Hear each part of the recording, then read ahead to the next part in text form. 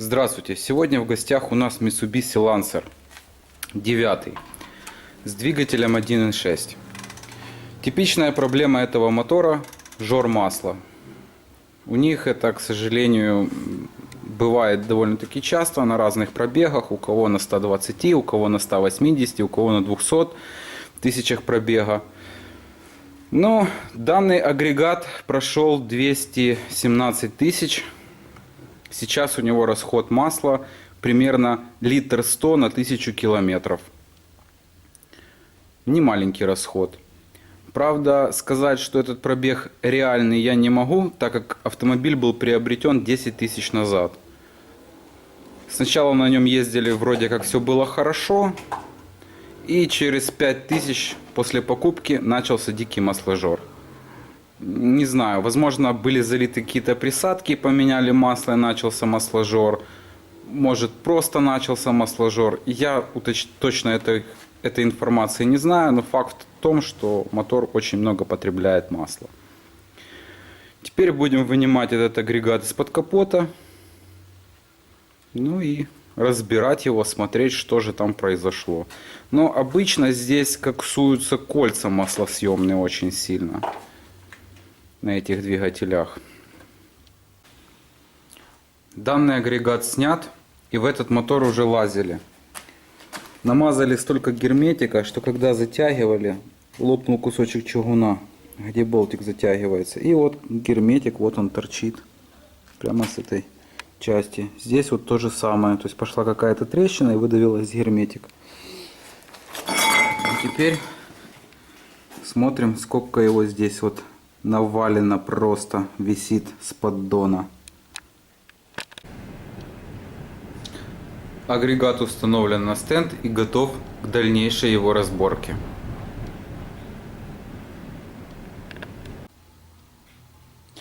Ну что же, блок разобран. Более детальную разборку данного агрегата, а также обзор его конструкции вы можете посмотреть на канале Теория ДВС. Еще раз продемонстрирую, что хон уже изрядно, скажем так, вытерт в цилиндрах.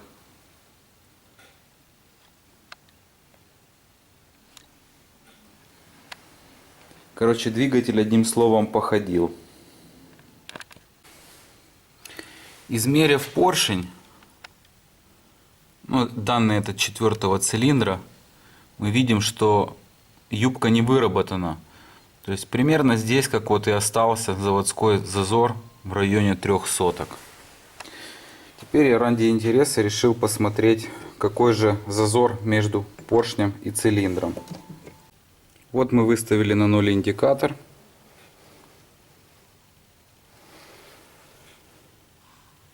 И теперь переносим этот размер в 4-й цилиндр. Тихо.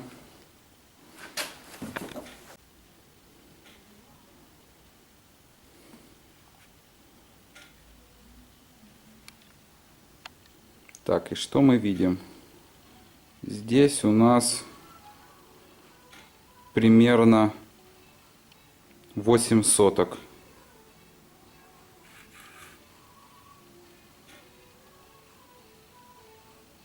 Семь соток. Оставлять такие цилиндры, смысла я, честно говоря, не вижу. Так как отсутствует ханинговка в цилиндрах, ее надо наносить. А это еще плюс 1,5-2 сотки. Ну как ни крути просто. И получается очень большой зазор между поршнем и цилиндром. Соответственно, лучше всего расточить. Да, можно, конечно, побегать с микрометром, поискать поршни чуть-чуть плотнее на этот двигатель и расханинговать его, но это будет слишком, скажем так, трудозатратно, потому что не факт, что ты найдешь эти поршни полнее. Поэтому проще, скажем так, и быстрее будет его просто расточить в ремонтный размер. Да, эллипс его позволяет установить кольца, тем более если его расханинговать, то эллипс скорее всего станет меньше. То есть здесь у нас сейчас 3 сотки эллипса, как было видно на видео Евгения Травникова. Станет он, ну, возможно, 1,5 сотки. Но, опять же, если зазор будет десятка, смысл от такого ремонта?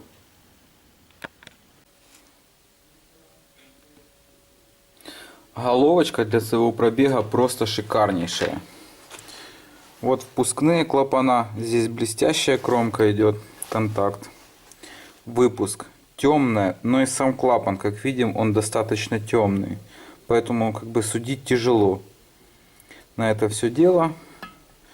Но судя даже по седлам, к примеру, фаска даже не расклепалась.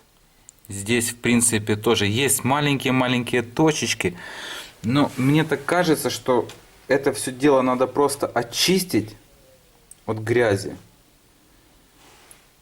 И все, и на этом все закончится. То есть я ее помою, почищу полностью всю головку. А дальше будет видно, если все-таки придется обрабатывать, делать обработку седла, ну то я засниму дальнейшее видео, то есть покажу, что делается обработка седла. Но мне так кажется, я вообще, если честно, сколько делал этих моторов, то обработку седла приходилось делать всего 2 раза. Один раз это был неверно настроенный газ и подпалились клапана и седла. А второй раз у головки был очень большой пробег. Сам мотор был с очень большим пробегом, где-то в районе 500 тысяч. Его уже делали до меня.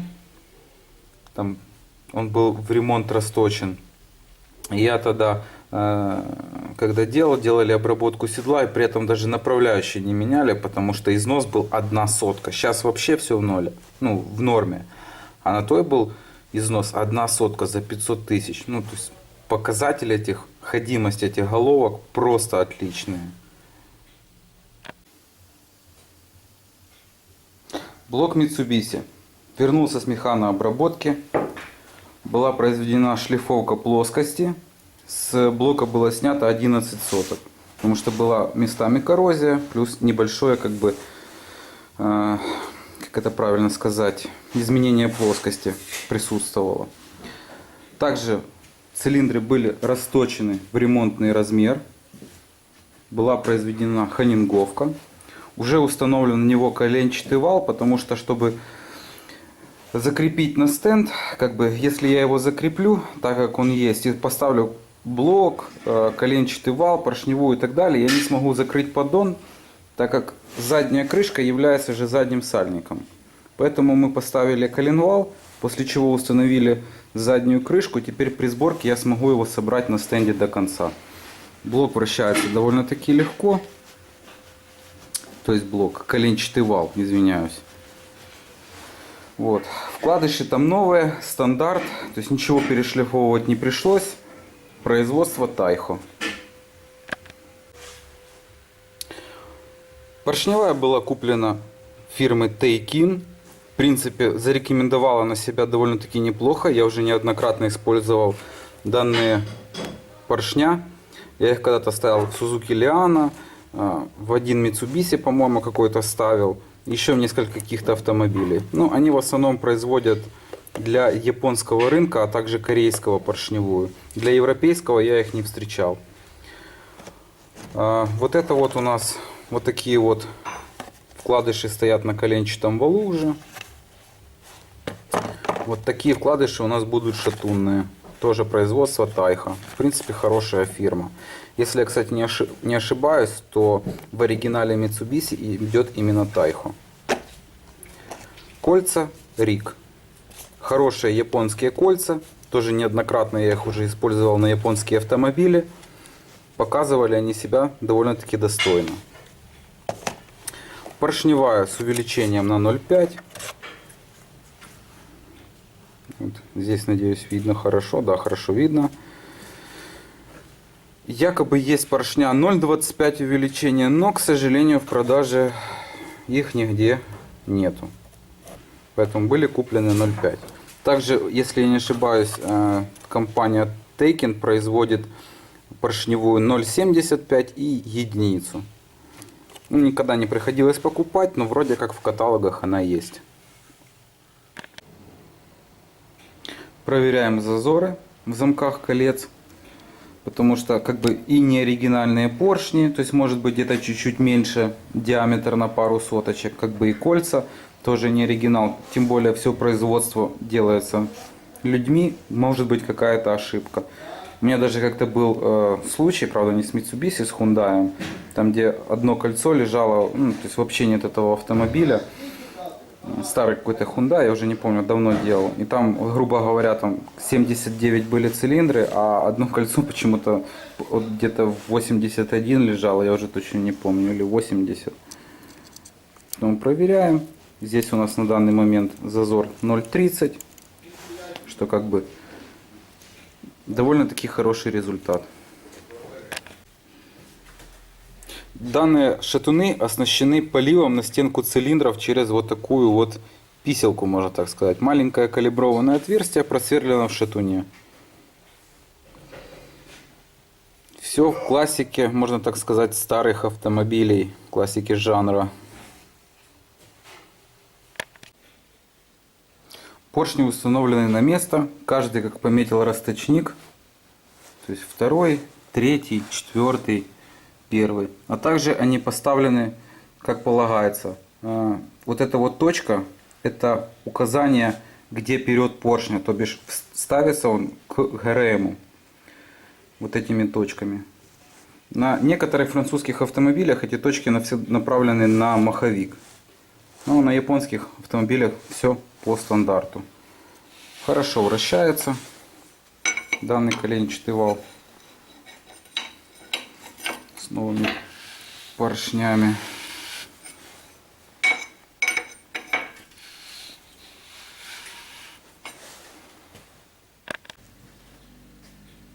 Установлен масляный насос, залито масло в маслоприемник и качало, точнее крутился двигатель до тех пор, чтобы вращался масляный насос, пока отсюда не пойдет масло. Для того, чтобы внутри он был смазанный и не было никаких проблем при запуске. Кстати, оказалась такая вот интересная информация, потому что я там читал под комментариями теория ДВС, кто-то писал, что мотор разбирался, только этот поддон снимался, перемазывался или еще что-то, а уже сразу мотор разбирался. Так вот, задняя крышка стояла не на родном герметике, это первое. А второе, еще хозяин мне поведал такую историю, когда он купил данный автомобиль и загнал его на замену ремня ГРМ, сняли крышку и оказалось, что болты, открученные масляного насоса, он держался, в основном зажат был только один болт, остальные были приоткручены. И хочу сказать, что в принципе ему повезло, потому что этот болт мог выпасть в итоге и попасть под ремень ГРМ. И поэтому ему как бы снимали дополнительно масляный насос, заново ставили его на герметик и также снимали при этом поддон. То бишь открученные болты маслонасоса были. Естественно, это знак того, что туда лазили. То есть по какой-то причине снимался масляный насос. Головка с Mitsubishi Lancer. Единственная механообработка, которая по ней проводилась, это плоскость головки вышлифована. Как я и говорил, седла трогать не пришлось, клапана тоже, потому что они на этих автомобилях просто шикарнейшего качества. Вот я даже покажу вот седла, они просто вот это все дело вычищено. Основные вот выпускные. То есть за свою эксплуатацию ничего не нарушилось. Также клапана, то есть вот все просто вычищено очень хорошо. Войлоком обработаны контактные поверхности на клапанах. Проверено на всякий случай, то есть путем нанесения точек маркера. Прокручен клапан, то есть по поводу контакта. То есть все просто вот великолепно. Единственное, что я не показал, это я обратил потом, когда уже мыл головку и достал сальник. Здесь какой-то варвар доставал вот так вот сальник. То бишь, скорее всего, вот что-то засунули сюда под сальник и выковырили его.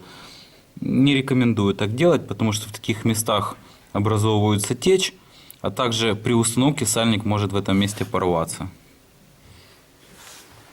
Все, теперь будут установлены новые сальники клапанов и просто собрана головка. Сальники клапанов Victor Reigns. В принципе, у нас все Victor Reigns, так как был приобретен полный набор на данный двигатель.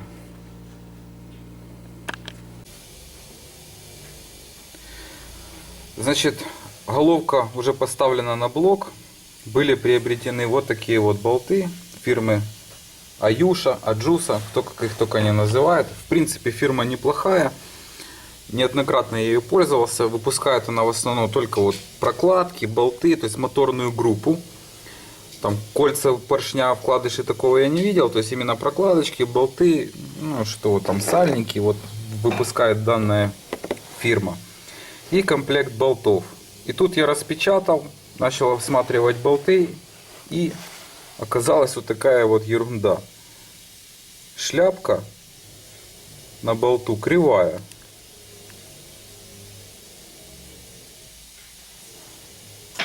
Я надеюсь, что хорошо видно данный дефект на камеру. Такого я еще просто не встречал. Какой-то заводской брак. Ну что, сейчас будем звонить, узнавать. Этот болт ставить нельзя на автомобиль. Вот, к примеру, беру другой. Кручу, он ровный. Этот же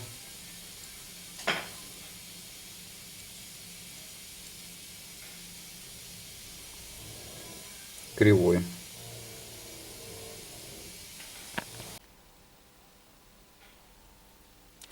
Съездил я, заменил болты. Это тот же самый производитель, но упаковки у меня нету. Ребята попросили упаковку оставить. Не знаю, может упакуют в более красивую упаковку те болты, либо может, чтобы по рекламации легче было вернуть. Не столь уже важно. Главное, что прямо на месте я перепроверил все болты, чтобы были нормальные.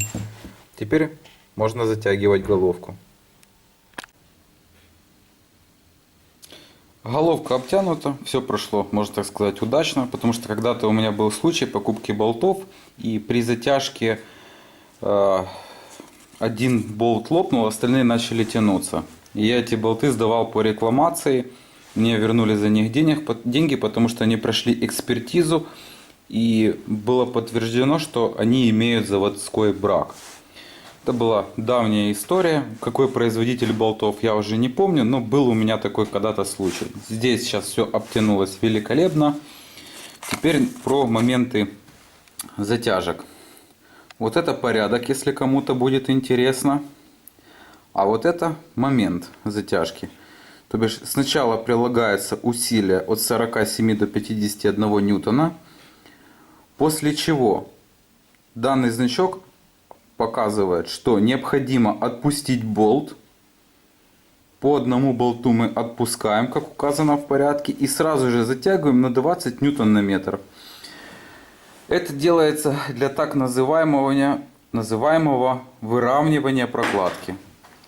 Как, если честно, точно оно все влияет, я вам не скажу, но если инструкция предполагает такую затяжку, последок действий, лучше его придерживаться.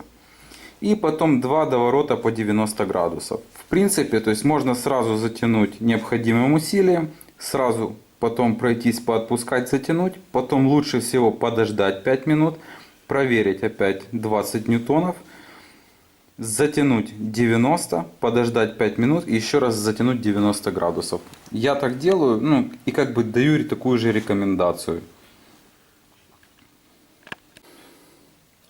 Установлен ГРМ. По меткам все как положено. Меточка коленвала у нас.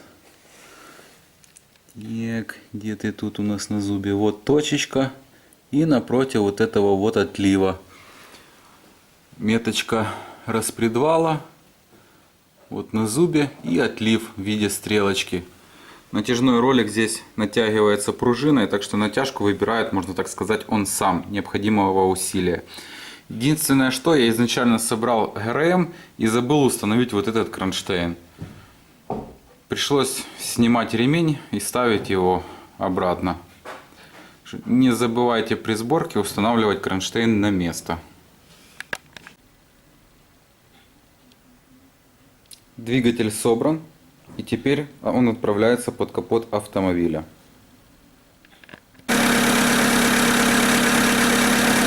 Ну вот как бы и все. Двигатель от Mitsubishi готов. Полностью уже проверен. Работает отлично. Уже остыл. Сейчас его повторно завели. Работает хорошо. Скажу честно, при установке двигателя я допустил оплошность. Когда поставили маховик, то есть установили маховик, поставили мотор, все. А потом оказалось, что за маховиком стоит шайба. Те, кто эксплуатирует или ремонтировали, точнее, Mitsubishi, снимали маховик, знают, что на механике за маховиком стоит миллиметровая, ну чуть больше миллиметра шайба. Так вот, я когда его снял, положил, видимо, она прилипла, потом отпала и не обратил внимания, когда собирал.